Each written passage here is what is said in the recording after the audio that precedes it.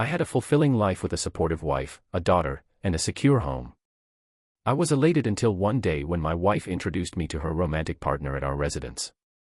It was a distressing experience.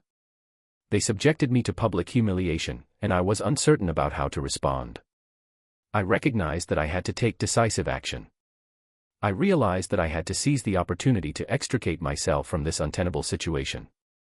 I am certain that you have encountered this narrative on numerous occasions. I had assumed that my life was ideal until that pivotal day. I was Ryan Moss.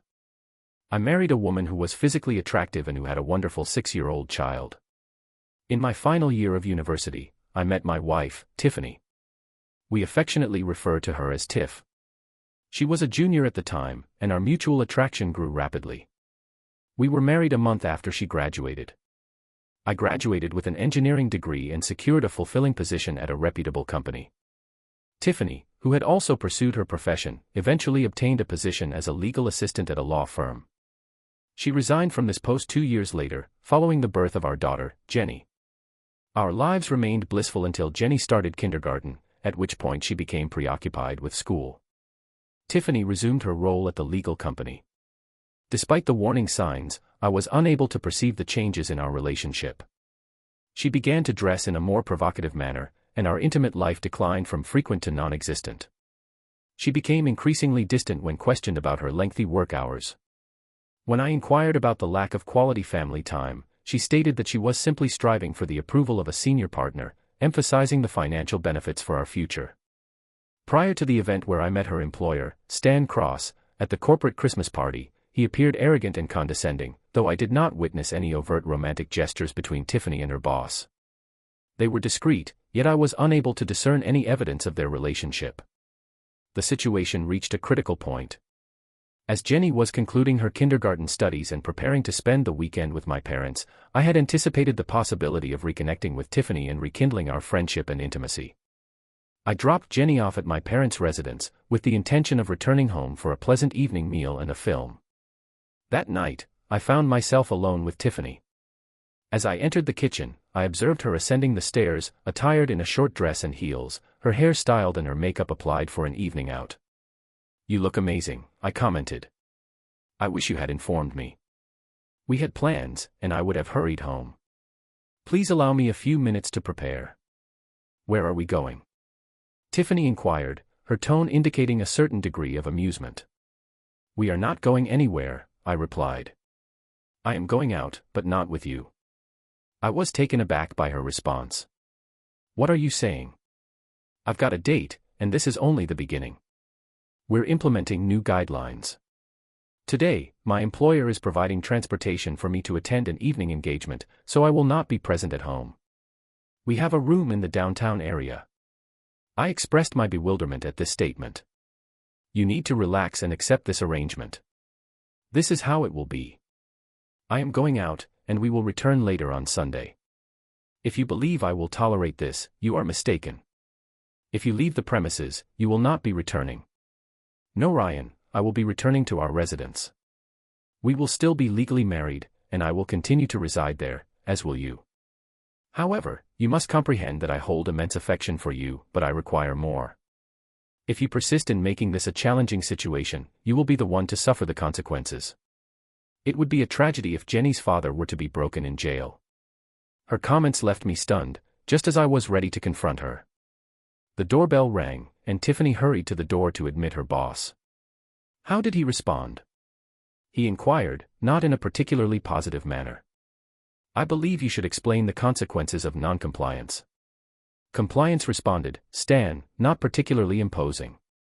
I stood approximately my height, probably somewhat shorter.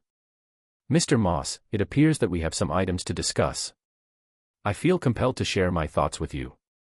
You could try it, though, based on your looks, you may land a few hits before my driver intervenes and renders. If you remain unconscious until nightfall, you will be incarcerated. Therefore, I advise you to take a seat and observe the situation from the door." I observed a large man lurking behind Stan, growling. I resumed my previous position. "We can now communicate in a civilized manner. When your spouse decided to work as my personal assistant, she accepted increased responsibilities. I am referring to her assuming the role of part. I have been engaged in covert encounters with your wife for 6 months, but she has recently expressed fatigue with our arrangement. As your personal assistant, she will facilitate a transition in the relationship between you and me. My personal and professional needs will be met by her, and as a result, your role as Tiffany's husband will evolve. However, there is one aspect of your role that will remain unchanged: ensuring Tiffany's comfort in bed. These concerns are typically addressed in the hotel or the office, though exceptions may apply, particularly when one is away from home and there is a need to utilize the bed. Her words left me perplexed, just as I was about to approach her. The doorbell rang, and Tiffany hurried to admit her boss. How did he respond? He inquired, but not in a definitive manner. I believe you should explain the consequences of noncompliance. She responded to Stan, who was not particularly imposing in stature. I stood at approximately the same height, though perhaps slightly shorter. Mr. Moss, it seems that we have some matters to discuss. If you were to remain unconscious until nightfall, you would be incarcerated. Therefore, I advise you to take a seat and observe the situation from the door. I observed a large man lurking behind Stan, growling. I resumed my previous position. We can now communicate in a civilized manner. When your husband accepted the role of my personal assistant, she also accepted additional responsibility. I am referring to the part: I have been engaged in covert activities with your wife for 6 months. However, she has recently expressed fatigue with this arrangement. My assumption of the role of your personal assistant will facilitate a shift in the dynamics of your relationship. As such, I will be able to meet both your professional and personal needs. It is important to note that your role as a spouse and parent will not change. However, there will be one exception to this. I will ensure that Tiffany is as typically. These concerns are managed at the hotel or in the workplace. However, there may be instances, particularly when one is away from home, when one's bed is needed by another. In such cases, the other person's permission must be sought. It is important to note that the use of the word husband in this context is not meant to imply a legal or marital status. Rather, it is used to describe the role of a man who is married to a woman who is unfaithful to him. The use of the word adultery is also noteworthy. It is not meant to imply a legal or marital status. Rather, it is used to describe the act of engaging in sexual intercourse with another person who is not one's spouse. The mention of a lawyer's profession is also noteworthy. It is not meant to imply a legal or marital status. Rather, it is used to describe the occupation of a person who is trained. I am a well-known lawyer who works for the top law firm in the city. If you file for divorce, you will face certain consequences. I am not simply referring to the legal implications. As a result of the divorce, you will lose everything and be compelled to pay alimony. While she maintains her connection with me, you will not have access to your precious daughter. The accused will face serious accusations regarding inappropriate behavior and parenting, which could result in incarceration and the permanent loss of their right to date. It is highly probable that they will be dismissed immediately, and their family and friends will likely reject them. Stan was unable to find the words. He then proceeded to describe the potential consequences of telling my wife. He stated that if he did so, he would bear the aforementioned consequences, in addition to a visit from my driver and his colleagues, will ensue if you attempt to flee the city. Therefore, it would be prudent to accept the revised arrangement. My wife is an exemplary assistant. He whispered in my ear, she excels in certain services. I was still reeling from this information when I observed my wife depart with her employer. It is worth noting that she has a romantic interest. I was profoundly distressed. I am uncertain about the appropriate course of action. I consumed a substantial quantity of alcohol to cope with my distress. On Saturday morning, I awoke alone and suffering from a hangover. Tiffany did not return home on Saturday or Sunday morning. She was not present when I went to collect Jenny on Sunday, and I was overwhelmed with emotion. I embraced her and drove home. When Jenny inquired about her mother's whereabouts upon our arrival, I was at a loss for words. I wanted to convey that her mother is currently engaged in a different activity. Instead, I informed her that her mother was currently engaged in a professional activity. I was disconcerted by the evident disappointment on her face. Tiffany arrived home on Sunday night and discovered me asleep in the guest room. Fortunately, she did not enter. I was uncertain as to my ability to remain calm if she had. Tiffany made an unannounced appearance while I was occupied with preparing Jenny for school. There was minimal interaction. Tiffany focused her attention on Jenny as we were departing for school. She kissed Jenny goodbye and then attempted to kiss me, but I turned away and departed. That night, after Tiffany had put Jenny to bed, she entered my man cave in the basement with a visibly angry demeanor. She began by asking if I was referring to her issue with me spending the weekend with my boss. She stood with her hands on her hips and exclaimed, "I never expected this to happen." It all began innocently enough when Stan and I had coffee in the morning. He enjoyed the unique creamer I brought with me to work. I am sure he couldn't wait to share his unique cream with you, Ryan. Don't be vulgar. Stan can be convincing. Do you remember when I used to say I didn't enjoy sushi? Stan stated that it was quite wonderful the first time he invited me to taste it. That was also the first time for us. I apologize, Ryan, but this occurred in a favorable manner. He even promised to promote me to the post of personal assistant. One might consider the perks, the greater salary, and the chance to travel with Stan and meet significant people. This could be considered a win-win situation. Stan also proposed that there may be instances where it would be advantageous to resume a romantic relationship. I am eager to learn more about these potential scenarios. In response, I informed Ryan that his tone was unacceptable. I asserted that this arrangement is merely a transient one, with a projected duration of a few years. There is a significantly higher probability of a future together. Do you truly believe this absurdity? In your reality, once the esteemed Stan has concluded his involvement with you, you are expected to remain in a state of passive acceptance, merely existing alongside him until the end of his life. What then? Just wait until Stan decides he wants to impregnate you and have another individual raise the child. She lowered her head in shame. Are you already pregnant? He asked. No, she replied. He suggested that she cease taking the medication in a few months. She informed him that she wanted him to be completely committed to their new relationship before they considered the possibility of her leaving him. Tiffany reached the top of the stairs and I then turned around and stated that I would be waiting in our bed. However, once I ceased taking the medication, I would no longer be available to her until she recognized that our relationship was becoming untenable. I needed to ensure that she understood that I would never agree to her plan. I withdrew to the guest room in my basement, attempting to maintain normie for Jenny during the following week. I conducted research on Stan and discovered that he possessed considerable power and influence. He boasted about obtaining legal counsel from a divorce lawyer, and I was informed that initiating a divorce would have a detrimental impact on my financial standing. The lawyer, who was acquainted with Stan Cross, expressed concern that he might fabricate allegations of child molestation against me. Consequently, pursuing a divorce became an untenable option. The lawyer proposed that I gather evidence of my wife's scheme. If I could find proof of their conspiracy against me, I might be able to thwart their ambitions. However, she cautioned that even with evidence undermining Cross's authority, it would be challenging to do so. She suggested employing a discreet voice-activated recorder. Following the lawyer's suggestion, I placed the recorder, which resembled a pin, in Tiffany's purse. Despite the limited chances, I quietly placed it in Tiffany's purse alongside other pens. I then began to investigate other options, but found myself with no viable alternatives. The legal constraints that I was operating under meant that I had to go to the library to use the computers.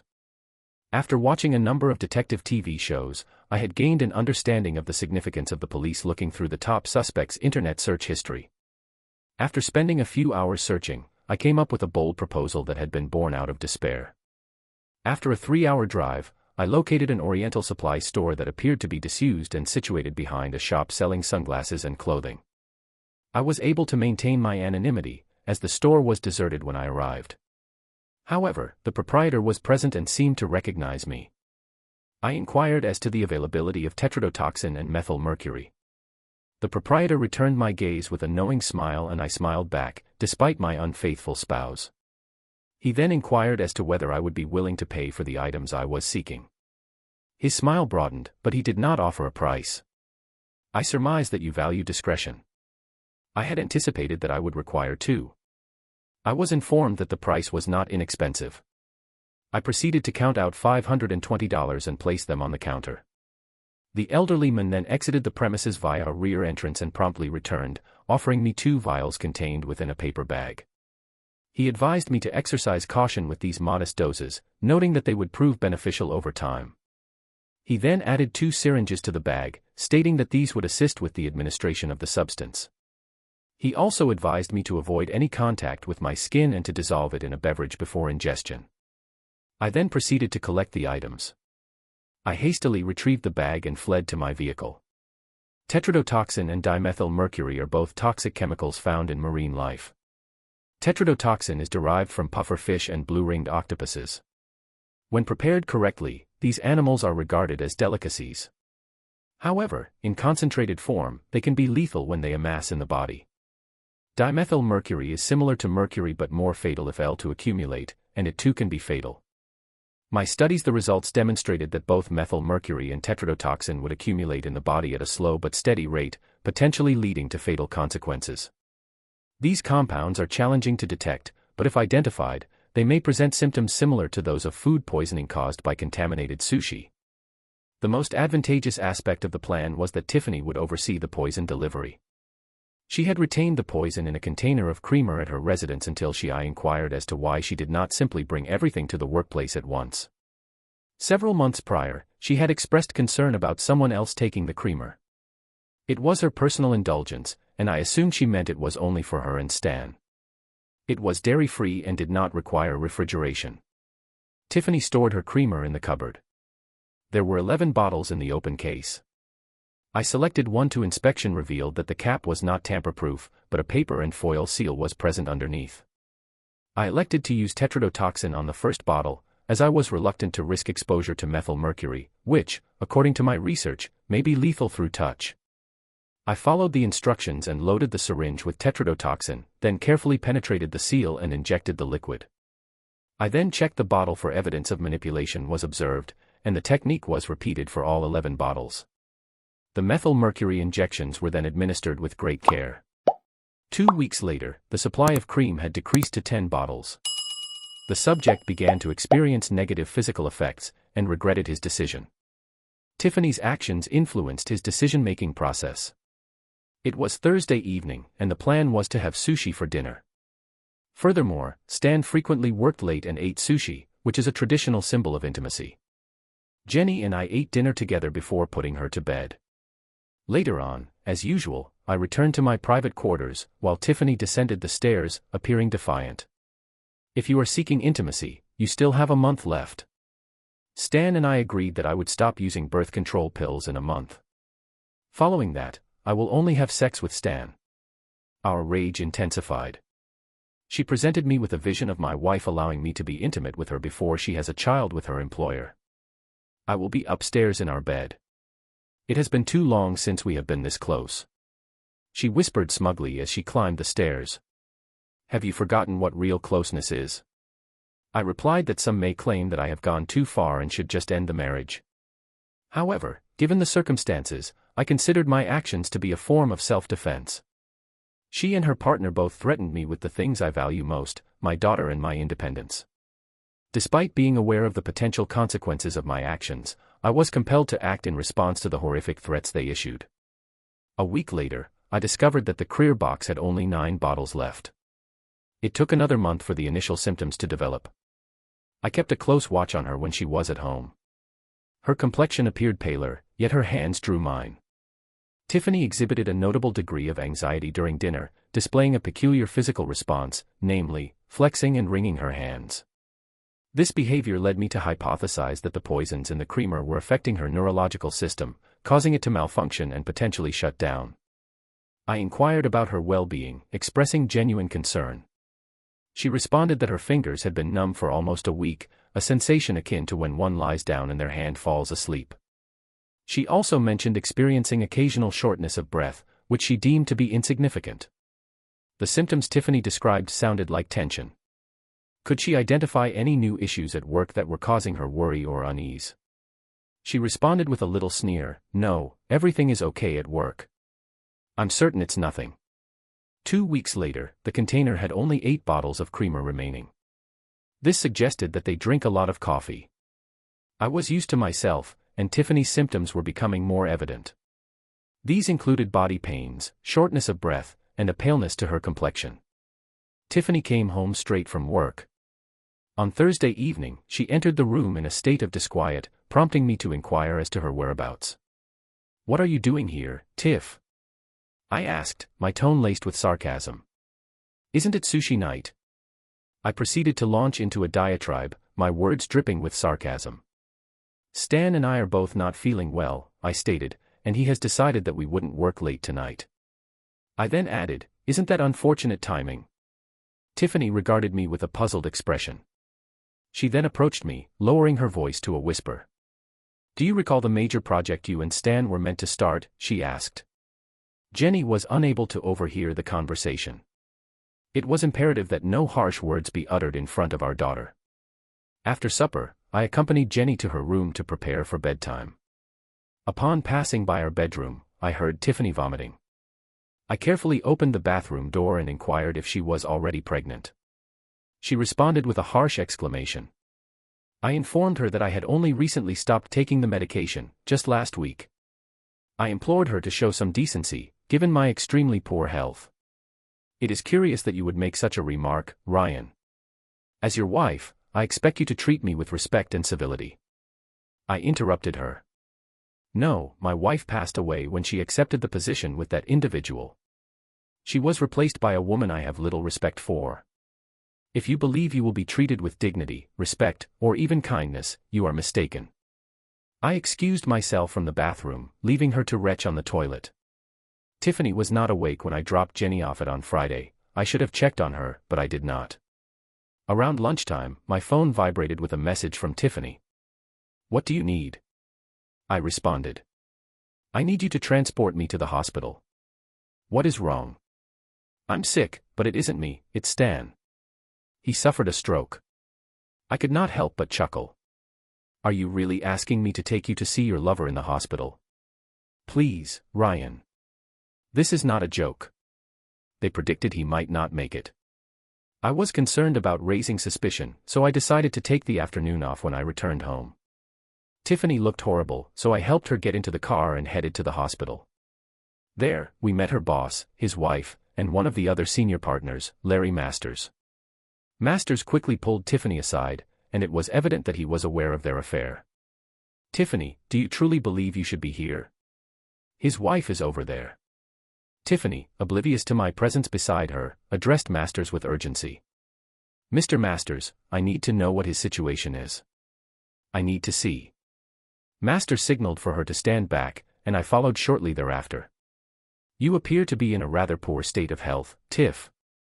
The situation is not good. He is experiencing paralysis on his left side, and the physicians have indicated that there may be organ failure.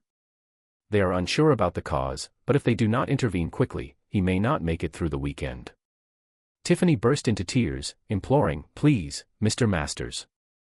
I need to see him. Could you distract his wife while I sneak in?" I vow to be prompt. His left half of his face was sagging despite his being awake. He was unable to speak. Tiffany ran to his side, but I remained at the door. It made me sick to see her hug and kiss him while I was in the same room. Tiffany sobbed louder until a nurse came in and urged her to leave. The nurse then proceeded to assist my wife in exiting the room, leaving only Stan and myself. Stan's eyes widened when he recognized me, and he attempted to speak, but no words came out. "Stan, you are on your deathbed. Before you leave, I want you to understand that I did not take your advice. I was unfaithful and rejected your idea of a new partnership. I will inform your wife of the lies you told me and my wife before you died. She will know I organized it. There is nothing you can do to stop it." As I exited the room, alarms began to beep from Stan's machines, leading nurses and physicians to rush in. Stan survived the weekend, but he died early Monday. Tiffany was struck with sorrow when she learned of her boss's death, and her health deteriorated further after picking up Jenny from on Monday. Tiffany was in bed when I arrived home. Despite her frail state, she confirmed that she had lost her sweetheart. Her bitterness was still evident. "I surmise that you are going to take pleasure in this. I am not going to revel. I am not going to feign mourning for him. The demise of Stan has had a detrimental impact on our marriage. However, I am of the opinion that our union has not been irreparably damaged. I am perplexed by your apparent lack of empathy towards him. My feelings towards him did not diminish my affection for you. Instead, it was merely a means of improving our financial situation, which you were aware I would always support. I will respond to your inquiry at a later time. I must respectfully disagree with your assertion that our marriage is as dead as Stan. I was present when you expressed your love for him, and I recall that you were in tears. By the end of the week, her condition had significantly deteriorated, necessitating a hospital visit on Friday. On Saturday morning, the attending physician, Dr. Moss, informed me that your wife's physical functions are failing.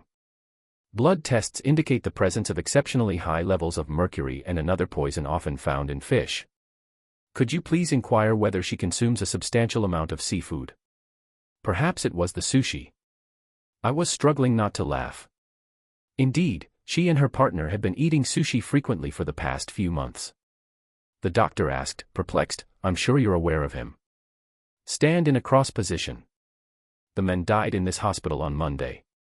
He and my wife were having an ongoing affair, which clarifies issues despite his stroke. Her symptoms are similar to those of Mr. Cross. Unfortunately, I fear she does not have much time left. Her kidneys failed earlier this morning. It's only a matter of time now. The doctor brought me to her. Room 302 was attached to a variety of medical equipment and appeared to be in a state of significant debilitation. Her eyes brightened as I entered, as though urging me to move closer. Her breathing was labored, and speaking was difficult. Tiffany motioned for me to lean in closer to Ryan. I expressed my profound regret for the damage I had caused. I have caused you harm. The doctor informed me that I have a limited time remaining. I must hear your forgiveness. I whispered into her ear, forgive me before I depart. I found her smiling as I began to speak. My beloved wife, I pledged you my eternal love when we exchanged vows. I will remain faithful to you through sickness and health, in good times and in bad.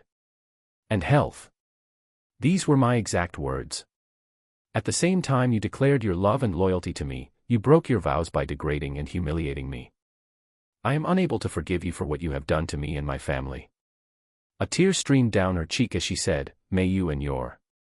As the alarm sounded in Tiffany's room, I departed, having remained for less than an hour. She was pronounced dead, and I informed Jenny that her mother would not be returning home. It was a profoundly distressing experience. My tears were for her, not for Tiffany. Tiffany had intended to end my life. I was aware of this information, but I prevented her from sharing it. The medical examiner's office determined that both Stan and Tiffany had consumed tainted sushi. The conclusion of the autopsy and further investigation marked the end of the process. No law enforcement officials approached me for questioning. I discarded the additional creamer bottles and poison vials at my residence. When I went to Tiffany's office to collect her belongings, I even found a partially full bottle of creamer. I arranged for Tiffany's body to be cremated.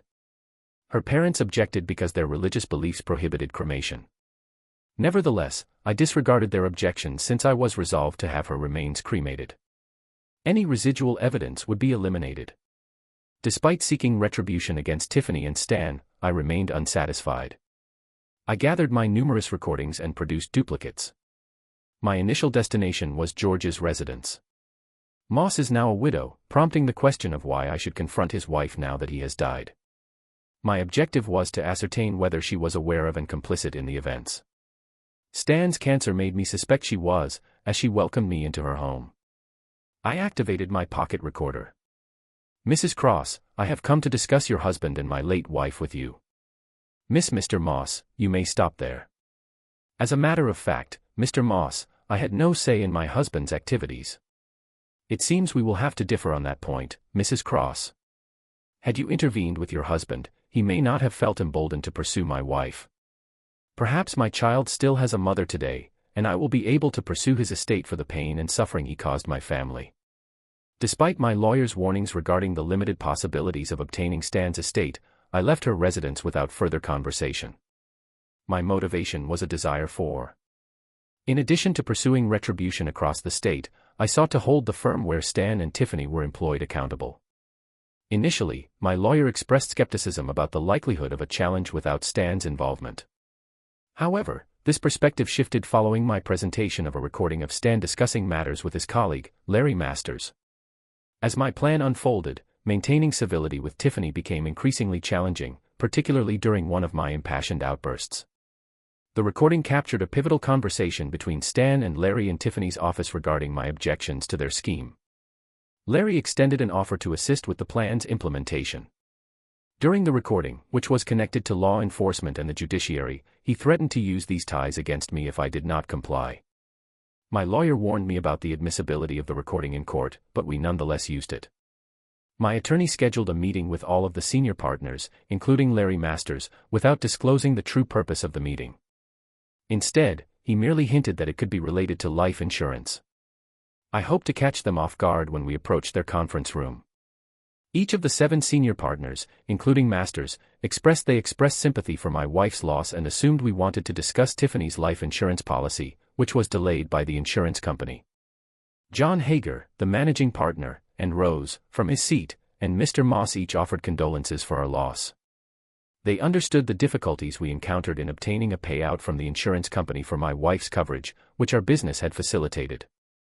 I was pleased to inform them that we had successfully intervened to overcome the obstacles.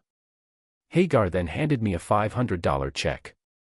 Mr. Hagar, I received a check for $500,000 from the insurance company. However, that is not the reason for our meeting. We are here to discuss a troubling issue that has arisen and to offer you the opportunity to resolve it before we take legal action against you and your law practice. Mr. Hagar, your firm was collaborating with Mr. Cross in a conspiracy to. Hagar rose to his feet in an indignant manner, stating that it was unfounded and unprofessional to accuse the firm of such crimes and to damage the reputation of a deceased partner, Mr. Moss. He asserted that the firm would not tolerate such false claims and that they could leave the premises, but he warned that the allegations were true and that he had evidence to support them. The allegations have been substantiated by evidence. I recommend that you inquire of Mr. Masters whether I am speaking the truth. All eyes were directed to Masters, who appeared uncomfortable in his seat. It seemed as though they were anticipating Masters to refute my statements. However, upon my legal counsel's prompting, Masters remained silent. A segment of the recording between Masters and Cross, in which they discussed their strategy against me, was then played via his phone. Hagar Rose briefly glanced at the recording. His colleagues were then consulted, and after a brief interval, Hagar returned alone. Moss was informed that the terms of the discussion were as follows: reimbursement of $5 million to himself and his daughter, or else legal action would be taken and the incriminating recording would be made public. This was the extent of the proposal. Moss was advised by his colleague that Masters is likely to lose his license to practice law, and the same fate may befall the rest of your colleagues. The revelation that they had selected specific prosecutors and judges could have a detrimental impact on the reputation of your firm if you and your partners retain your licenses. Hagar requested 2 days to deliberate with his partner on my proposal. My lawyer interjected, stating that you have 2 days to agree or we will proceed with a public disclosure of the full details. Subsequently, my attorney contacted me to inform me that they had consented to the $5 million he had promised to provide. This was to be paid in the form of a proposal agreement as part of the arrangement. In return, we agreed not to pursue any claims against Mr. Cross's estate. In response, they terminated Mr. Masters from the firm. This was on the grounds of a moral provision that would deprive him of 90% of his partner's partnership stake. I accepted the terms and received the cash. I then signed a non-disclosure agreement. A disclosure agreement was drawn up, setting out the activities of Mr. Cross and his firm in relation to me and my family. As Tiffany had expected, her affair left our family financially comfortable. I was now required to seek out someone to assume the roles of my wife and mother to my child. The following case study concerns a friend who is in an open relationship. He encouraged me to spend the night with Slash, a local from the club. I am reaching out here because I have made a significant error in judgment and I am in urgent need of guidance on how to rectify it. I engaged in infidelity with my husband, and I am now grappling with the full ramifications of my actions. I am attempting to identify a path towards reconciliation and forgiveness. There is a way we can overcome this obstacle. Allow me to introduce myself. I am Naomi, 29 years of age, and my husband is Matt, 30. We have been married for several months and have 2 children, aged 5 and 3. Matt and I have a long history. We grew up as neighbors, became each other's first loves, and have been inseparable ever since our marriage. Our relationship has been characterized by a smooth sailing, filled with love and regular date nights. Our communication was exemplary. Matt is an excellent parent, and the children are even closer to him than they are to me. They run to Matt first to tell him anything before they come to me. Matt also has a fantastic career that pays so well that I can be a stay-at-home parent. As a stay-at-home parent, I am relieved of the stress and responsibilities associated with pursuing a career. Additionally, I am grateful for the opportunity to care for my children in the comfort of our home. However, as with any relationship, we face challenges. Our primary difficulty lies in our differing perspectives on intimacy. Matt is more traditional and maintains a monogamous relationship. He is not inclined to explore alternative forms of intimacy and has no interest in doing so.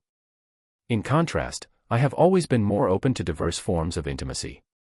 I am open-minded and curious about exploring different aspects of our relationship, especially in the bedroom. This difference in perspective has led to arguments and moments of doubt on numerous occasions. I anticipate that you will inquire as to why I did not simply terminate the relationship if we were sexually incompatible. The reason for this is that I love Matt too much. He acquiesced to my requests and was even willing to allow me to remain at home and refrain from pursuing a career. There was one particularly intense disagreement that nearly resulted in the dissolution of our relationship, but we were able to resolve the issue. I love Matt profoundly, and despite our differences, I have always believed that we could work through any issue together. However, I recently found myself in a situation that I deeply regret. It was a moment of weakness that has undermined the core of my marriage. I would now like to tell you about my friend. We met back in college and hit it off immediately. Over the years, our friendship grew stronger and we maintained constant contact, catching up whenever we could. There was always something attractive about her life that drew me in. I could not help but cover it. My friend was in an open relationship. She talked about it honestly, revealing how she asserted that the openness and honesty in their relationship had positively impacted their marriage, enhancing their sexual intimacy and overall happiness. I was intrigued by the prospect of a relationship characterized by such vitality and autonomy. Nevertheless, I was aware that initiating a discussion about this topic with Matt would be akin to opening a Pandora's box. He had consistently expressed his beliefs regarding monogamy, and the concept of an open relationship was one he was not open to considering. This differed significantly from my own perspective. My friend's experience, while I respected her candor, also made me realize that pursuing an open relationship in my own marriage was not a viable option. Over time, I began to feel a subtle sense of resentment, not towards my friend or her lifestyle, but rather towards the disparity between her freedom and my apparent lack of it. As she revealed more about her open relationship, I found myself wondering what it would be like to have that type of freedom and openness in my own life. However, I was unsure whether to broach the subject with Matt, expecting only a discussion or at least some understanding. His response was always the same: he would shut off the debate instantly, underscoring that if I sought an open relationship so fervently, he would be amenable to divorce so that I could pursue happiness on my terms.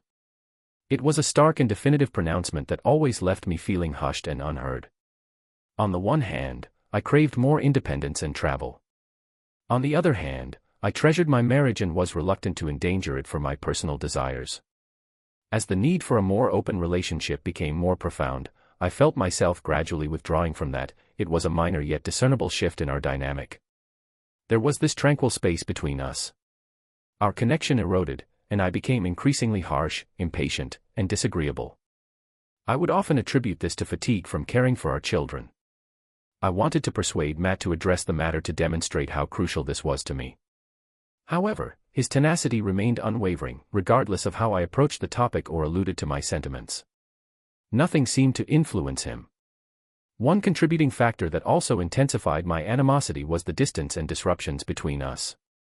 Matt experienced moments of Matt was able to take time away from parenting obligations, whether through work or other interests.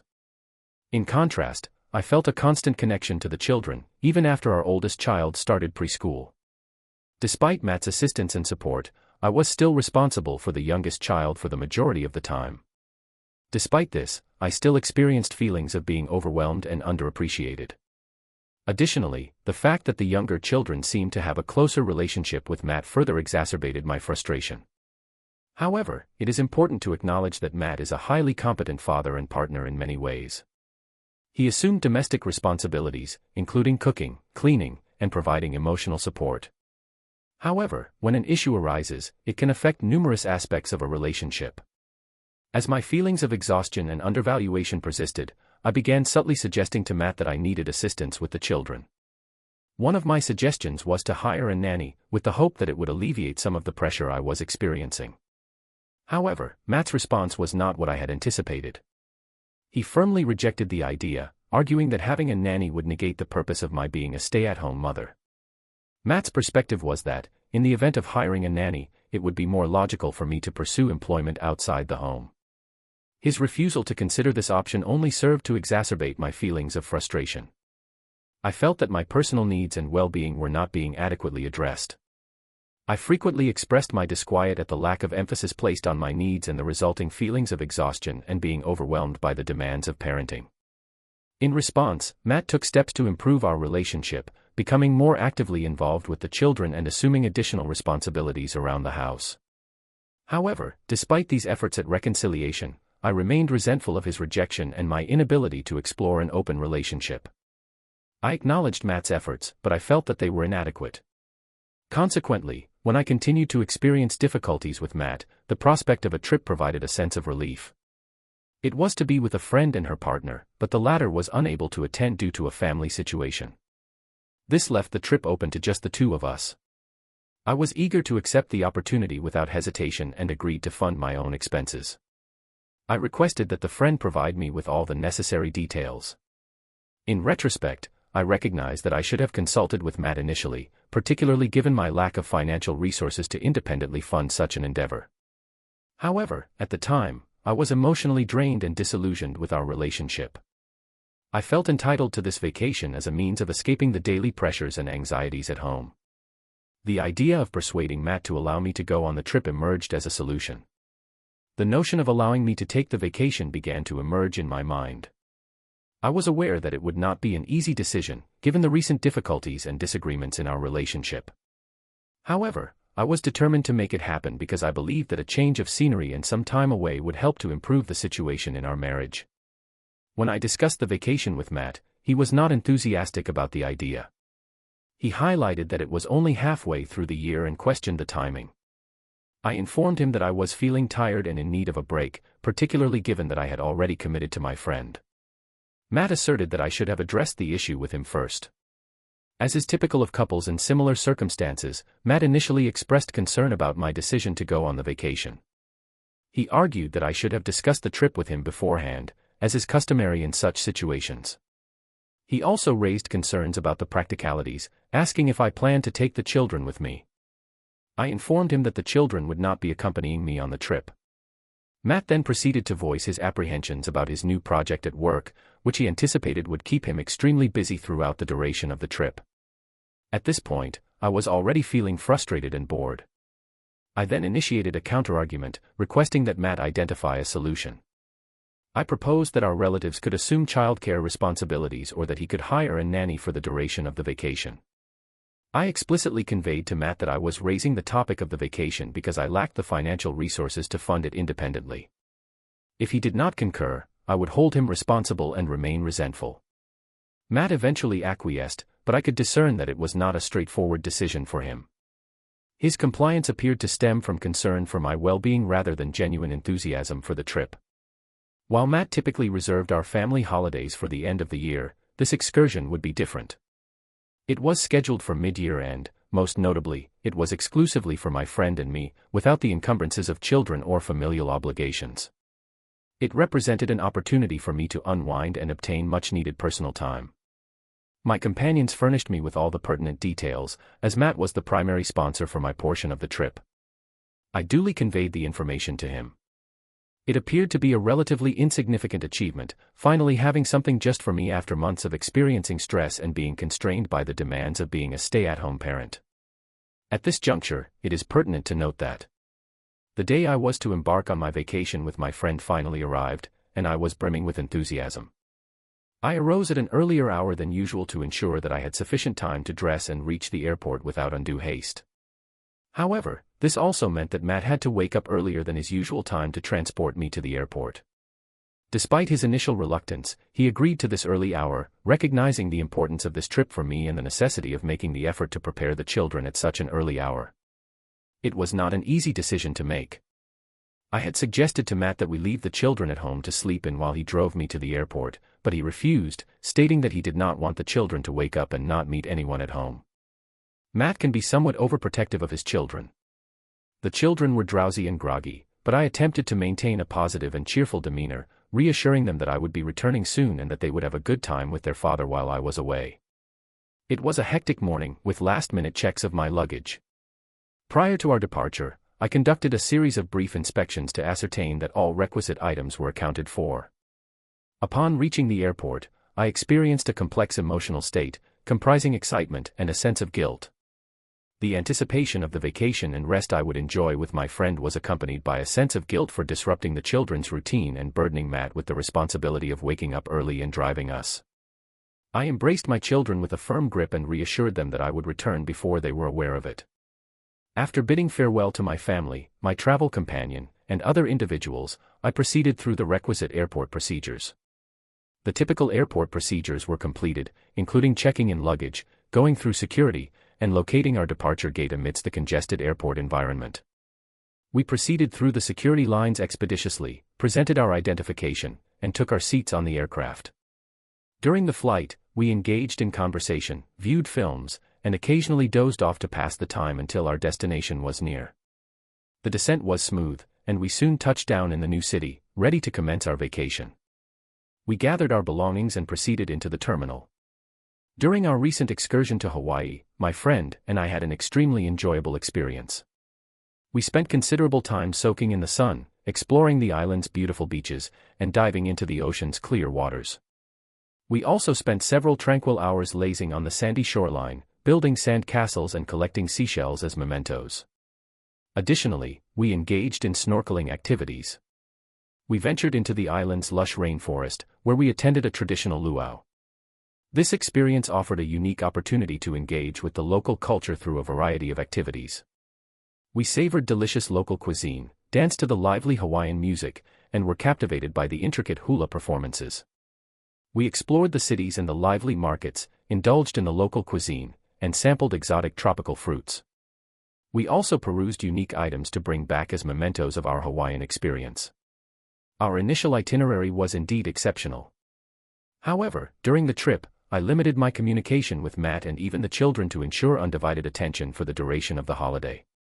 In our final days in Hawaii, my friend and I finally had the opportunity to fulfill one of our musical aspirations by visiting a local. The nightclub had been a topic of discussion for some time, as we were eager to experience the nightlife in Hawaii before returning home.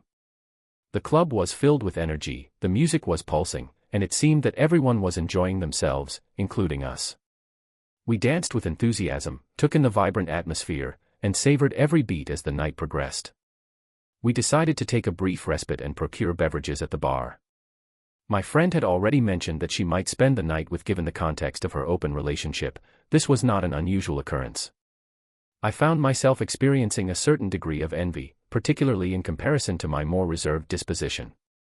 My friend was openly flirting and attempting to capture the attention of various individuals. As previously mentioned, I was somewhat envious. I believe I may have exhibited this on my face, as we then shared a knowing glance. However, we did not discuss it initially, and my friend resumed her flirting until I finally. The gaze of a man who was seated behind my friend at the bar. He was remarkably attractive and appeared to be a local. He winked at me, indicating that he was intrigued. My friend noticed my wink and, of course, was curious about the identity of the man I was looking at. She turned around briefly, prompting me to reveal that I was interested in exploring a relationship with the man behind me. We engaged in a discussion about the matter, but I was deeply fascinated. I was conflicted about the situation. On the one hand, I experienced a surge of excitement, which I believed would help me break out of the mundane routine. However, I was aware that I would likely feel guilty later and that it would have a negative impact on me. It seemed like a unique opportunity, one that was distinct from the obligations I would face upon returning home. My friend was always enthusiastic about embracing new experiences and taking risks. She was particularly adept at persuading me to join her in her adventures. Consequently, I decided to move seats and engage in conversation with the gentleman I had been eyeing. The man was a local and offered my friend and me drinks. We conversed for a while before he suggested we dance together, which I agreed to. I was swept up in the moment, dancing and laughing, attempting to ignore the rational voice in my head. The local man was very kind, and I cannot deny how amazing everything was. We danced for a little while and then began making out. By that time, I had silenced the sensible voice in my head and was ready to do whatever I knew I was treading on. I was aware of the potential risks to my personal and professional relationships, yet I had already decided to disregard my usual caution.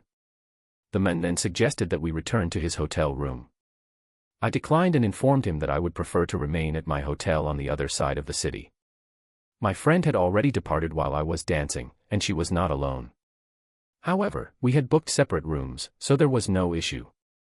We proceeded to his room without delay and engaged in sexual intercourse. The sexual encounter that transpired that night was regrettable, yet it was also, in retrospect, a rather remarkable experience. The following morning, however, brought about a profound sense of guilt, which was accompanied by a pervasive feeling of shame. It is worth noting that the stranger had departed before I even woke up, which, in a way, was a blessing in disguise. Nevertheless, the regret I felt was overwhelming. In an attempt to rationalize my actions, I reasoned that what my spouse did not know could not harm him. I informed myself that, now that I had fulfilled my curiosity, I would focus on repairing and reconciling things with Matt and being present for my children.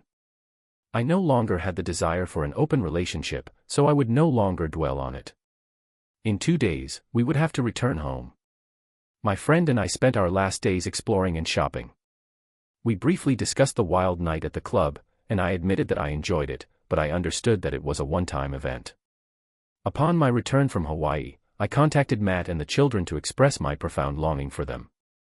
I was eager to reunite with my family after my time away, and I found myself simultaneously nostalgic for the island's idyllic beaches and the carefree spirit that permeated its atmosphere.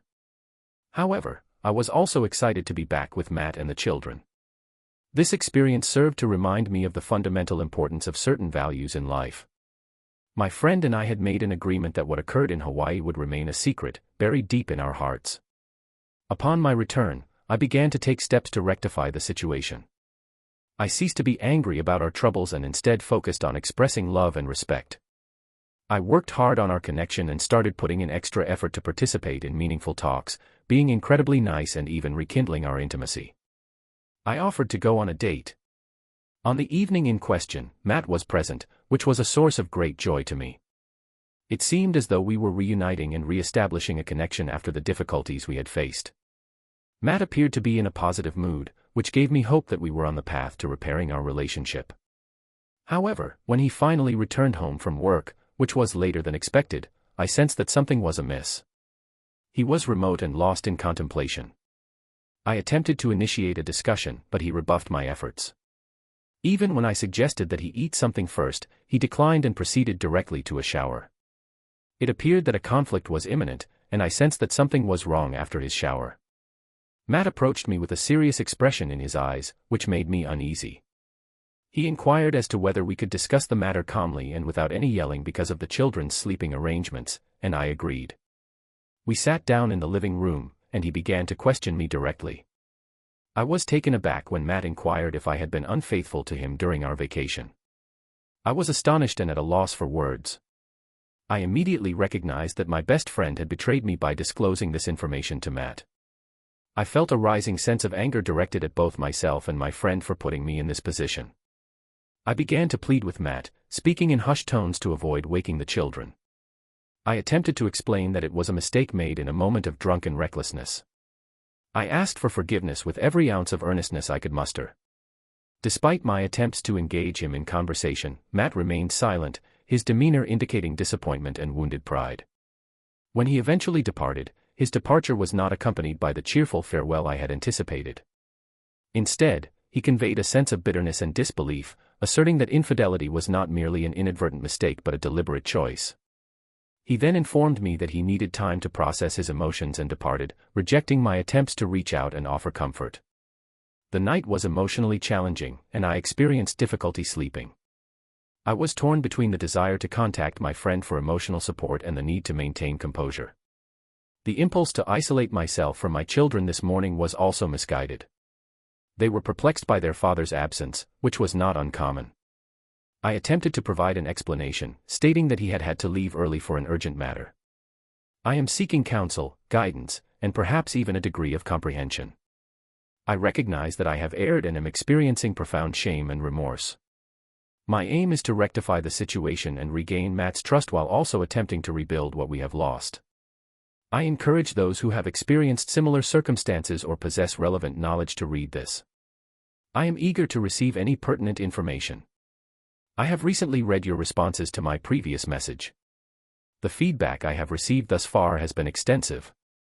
While some of the remarks have been unkind, harsh, or inappropriate, many of them have been supportive and encouraging.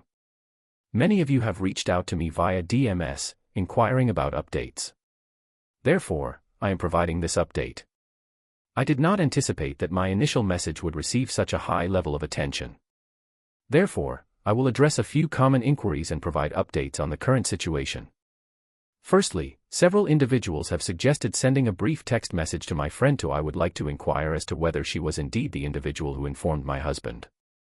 I will refrain from providing a detailed account of my rationale, as I ultimately made the decision to engage in infidelity, which ultimately led to this current situation involving Lo. I am grateful for the offers of legal counsel, however, I am not currently seeking such guidance. I believe that my spouse and I can effectively navigate this challenge without the involvement of the judicial system. Regarding my husband, he is still not home, which is not unexpected given that he is presumably at work. I have received numerous messages from my mother. In regard to the aforementioned, my mother-in-law expressed her disgust and fury about the issue. She even attempted to contact me via telephone, but I have not yet responded, as I am uncertain of the appropriate course of action. However, I have now ascertained that my spouse most likely spent the night at his mother's residence and subsequently proceeded to his place of employment. I am contemplating contacting my parents and siblings to provide them with an update on the situation, but I have not yet done so. My initial intention was to address this matter privately between my husband and me, but it seems that may not be feasible. It seems increasingly unlikely that this will be the case. I would like to express my gratitude to those who have been understanding and encouraging in their comments. I genuinely appreciate you all. I would like to provide an update. It has been approximately 2 days since my previous post, and I feel the need to provide an update on the current situation. I am currently residing at my parents' place, which was not my intention. I can tell you that it has been a challenging situation. My husband finally arrived home from work that evening. The children were pleased to see him, but his demeanor toward me was aloof. He did not eat the food I had prepared, which I anticipated given the circumstances. After spending time with the children, he requested a serious discussion. I was prepared for a proposal of couples counseling or a temporary separation, but instead he informed me that he had spent the night at his mother's apartment.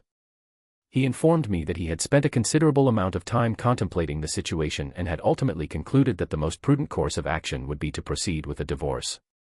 I was overcome with a profound sense of sadness and began to weep. He urged me to remain calm and not disrupt the children's routine. He permitted me to remain in the residence that night, but the following morning, he demanded that I vacate the premises. He had even taken the day off from work to oversee my departure. I attempted to reason with him, emphasizing that our years of love were being discarded due to a single misstep. However, he remained unyielding. He asserted that I had transgressed the one clear boundary he had set. He then asserted that forgiveness was not an option. He informed me that I would have to leave the children, which I refused. We engaged in a heated exchange, during which I reiterated my insistence on taking the children with me. However, he countered that they were more attached to him and would not want to leave. I ultimately conceded, recognizing that further disruptions to their lives would not be fair to them. I also sought counsel from a close acquaintance, who was taken aback and emphasized that she had not informed my husband but had indeed done so. My husband was likely the individual who informed his spouse of my actions. I was informed that she would address her husband and that she would contact me the following morning. I sought assistance from my parents in preparing for my departure. I was unable to steal any vehicles, as they were all registered to my husband. After our eldest child attended childcare, my husband informed the other parent that I would be absent for an extended period. He was therefore prepared for my absence when he returned and did not meet me. I was emotionally distressed by the prospect of leaving, to the point of tears. Despite my emotional appeal, my husband remained unmoved. He advised me to cease my tears so that our youngest child would not be disturbed. I am currently residing with my parents while I navigate this challenging situation. I am overwhelmed with despair and concern about the future. I am reluctant to pursue divorce, as I hope to reconcile with my husband. However, if that is not possible, I am concerned about the custody of our children and the financial aspects of the divorce. My parents have promised to intervene if necessary. I have attempted to compose myself, but I am currently awaiting a miracle. Reddit, it has been approximately 1 month and 1 week since my last update. I neglected to provide an update due to the overwhelming number of negative comments. However, I have recently logged back in and am now in a position to provide an update. Firstly, I would like to confirm that my husband and I are definitely getting a divorce. My parents attempted to organize an intervention and even contacted my mother to participate. My mother-in-law was invited to participate in the discussion, but she declined. She stated that she felt my spouse should not forgive me for my infidelity, as it constituted a significant breach of trust. The meeting was therefore attended only by my parents and me. We chose to wait until the evening, when we knew my husband would be back from work and presumably at home. We did not notify him of our intention to visit, as we were aware that he would prefer us not to. I was particularly surprised by my mother-in-law's decision not to inform him. My mother-in-law did not notify my husband of our impending visit. Upon our arrival, he seemed genuinely surprised. He permitted us entry, and the children were pleased to see me. My husband allows me to video chat with them frequently and even permits me to take them to my parents' residence for a weekend. However, this is not the same as being with them in person on a daily basis, waking up next to them, and spending every minute with them. We had to wait until my husband put the children to bed before we could converse, and I must say that our efforts to persuade him were in vain. We attempted to resolve the issue through various means, but he remained unmoved. He acknowledged that we had frequently discussed this problem and that my actions represented a significant source of contention. He expressed regret but indicated that he was unable to forgive me. Even my parents suggested marriage counseling, but Matt was unwavering in his refusal. He asserted that no amount of he indicated that counseling would not facilitate forgiveness or a change of mind. He stated that he was reducing his work hours to spend more time with the children and would be seeking treatment to help them cope with the changes, particularly the lack of shared living space. He requested that we leave so that he could rest. He informed me that divorce papers would be forthcoming and that I was served a while ago, but he had been preoccupied. My friend also came to me and informed me that her husband had been the one to tell mine. She stated that he said he did it because he felt my husband deserved the truth. She apologized, but what will an apology do? What good is an apology now that everything has come apart?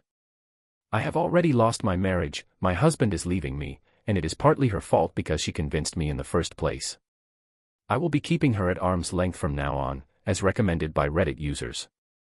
It finally occurred to me that the divorce papers had finally arrived after what seemed like an exceedingly long time. I am grateful to all those who offered encouragement. I would like to express my gratitude to those who have offered words of encouragement and support. However, I must also acknowledge that some individuals have resorted to unkind and abusive comments. Many have suggested that I was aware of the situation's inevitability and have labeled me as very crazy. I do not appreciate such remarks, yet I can comprehend why one might hold such a perception. I am currently in the process of processing this information and attempting to come to terms with the situation.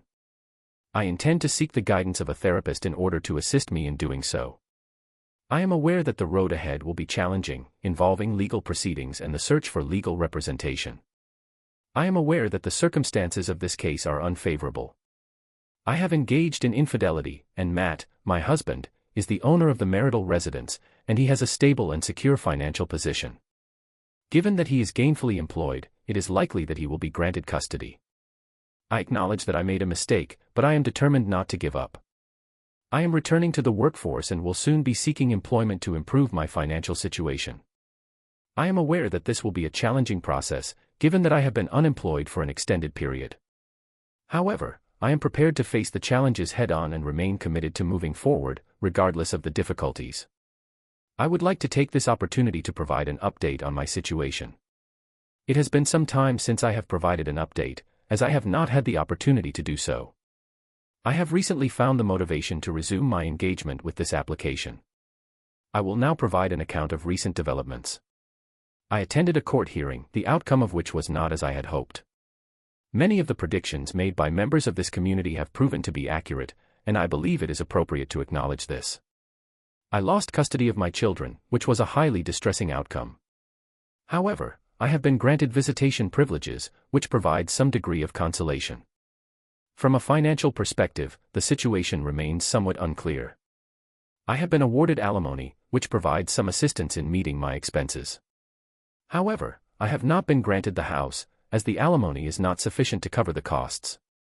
The alimony is a considerable sum, but it is sufficient to maintain my current standard of living as I continue my job search. I have encountered more difficulties in securing employment than I anticipated. At one point, I considered abandoning my search, but I have recently resumed my efforts. I am exploring remote employment options and considering pursuing further education to enhance my qualifications and expand my opportunities. The road ahead is challenging, but I am striving to maintain a positive outlook and focus on rebuilding. I have not been in communication with Reddit for some time, but I feel compelled to provide an update on my circumstances. It is with regret that I must inform you that I have been unable to resume my studies. The financial constraints that I and my parents face have made it impossible for me to return to college. Despite my attempts to persuade Matt to provide assistance, he has been uncooperative. This has led to a deterioration in our relationship, as he has been making decisions without consulting me and has not permitted me to visit the house. I have commenced employment at a position that offers a salary at the minimum wage level. The remuneration is minimal, but I view this as a provisional measure. My objective is to relocate in the near future, potentially sharing accommodation with a roommate to offset costs. However, the housing market is challenging, with prices rising significantly due to the housing crisis. My friend attempted to contact me, but I chose not to engage with her efforts to connect. Matt has resumed dating.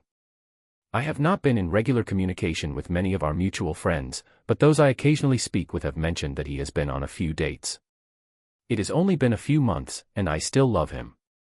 Part of me hopes that time will heal things and that we will find our way back together. However, that seems like wishful thinking now. I have been considering legal options, such as suing for custody. I may pursue these options in a few years, when I have saved enough money and I am in a better place. However, I know that it will be an uphill battle. Additionally, I know that the children will always choose their father over me. Matt has always been the most understanding parent and the one that the children bonded with the most. To distract myself and maintain my health, I have resumed fitness and cooking. These activities provide a means of channeling my emotions and regaining control. However, I still miss Matt significantly. My current approach is to take each day as it comes. The online attention has also been overwhelming. I am grateful for the supportive comments, which have been a source of strength. However, there have also been some of the responses have been discourteous and distressing. Consequently, I have decided that this will probably be my final update on this platform. I intend to delete my account and step away from social media for an extended period. While I recognize the value of therapy, it is currently not a financially feasible option for me. However, it is on my agenda once I have achieved a greater degree of financial stability. I am grateful for your attention and for those who have expressed interest in my narrative. If you have found this story engaging, I would be grateful if you could express your appreciation by liking and subscribing to my account. If you have a story to share regarding your own experiences or those of others, I encourage you to contact me. I wish you all the best.